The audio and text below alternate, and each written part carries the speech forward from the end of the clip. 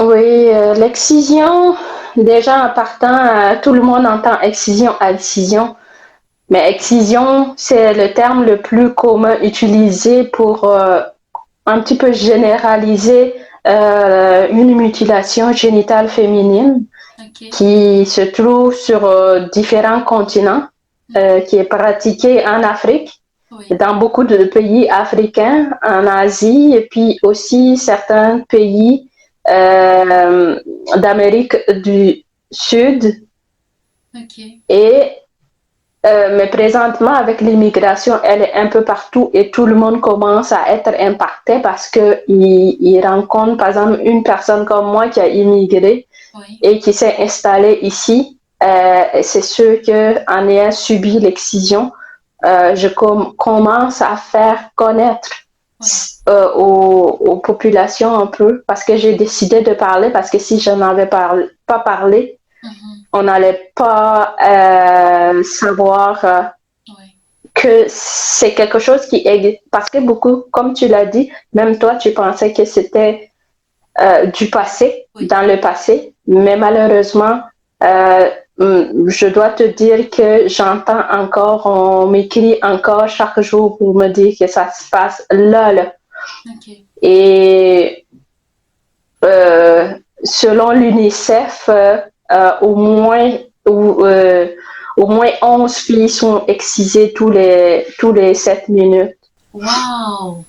Oh mon Dieu. Donc, oui. Donc, c'est encore très présent dans beaucoup de communautés, très banalisé et on rend les femmes coupables Oui. si elles veulent en parler. On les rend assez, comment dire ça, on met tellement en poids sur la femme excisée qu'elle finit par se taire.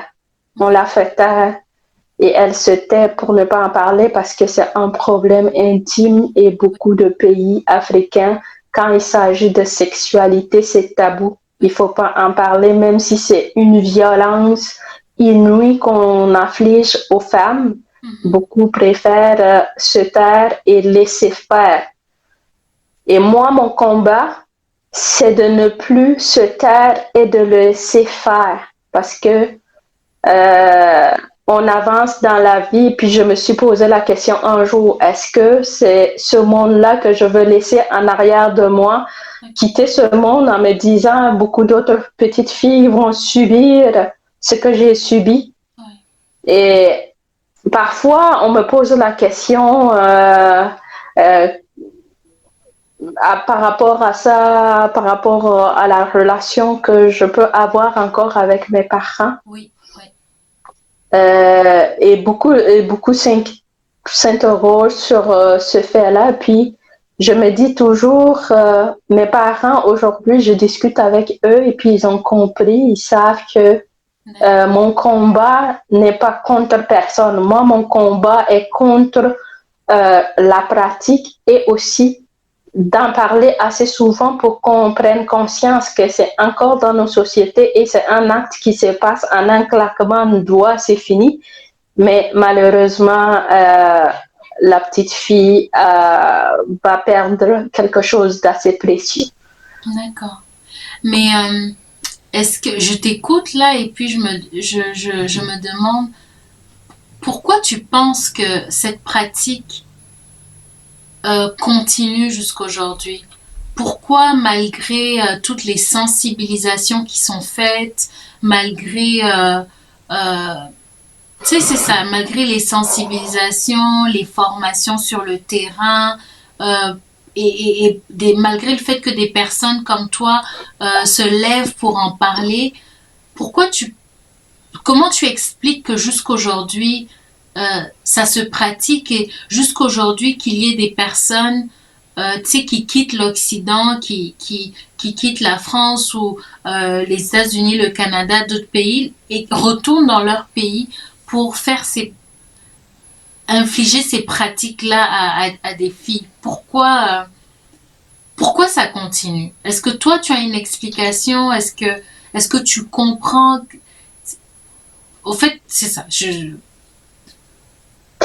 Pour répondre à ta question, c'est C'est très délicat Ok, parce que, comme on dit, l'excision, c'est toujours fait pratiquer par des femmes, sur des enfants, sur des filles.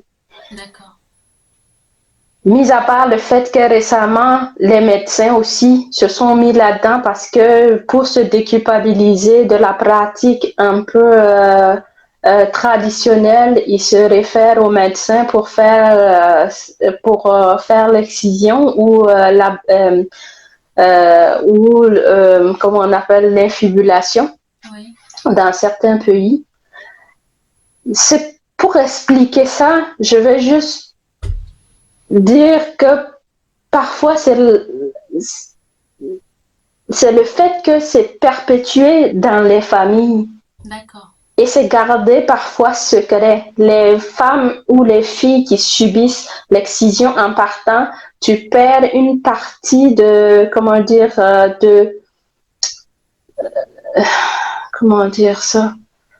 tu,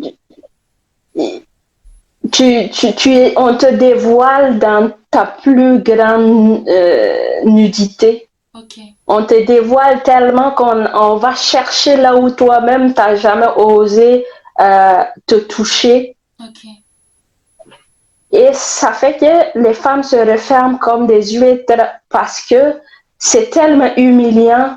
Oui, Et aussi le fait que on dit à la jeune fille ou à l'enfant n'en parle plus. d'accord. C'est un secret. Et si tu en parles, tu peux en mourir. Si tu en parles, peut-être ta mère va mourir. Si tu en parles, peut-être ta grand-mère va mourir.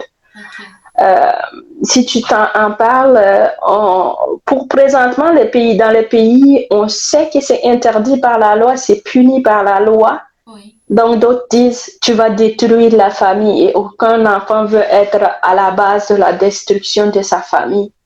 d'accord. Aussi, l'excision ou les mutilations génitales féminines Oui, continuent de se passer actuellement parce que aussi, il y a certaines communautés qui, qui ne prennent pas au sérieux quand ça vient de l'Occident, quand les conseils ou les avertissements viennent de l'Occident. oui, Ils disent ces gens-là n'ont pas les mêmes mœurs que nous, n'ont pas les mêmes problèmes que nous.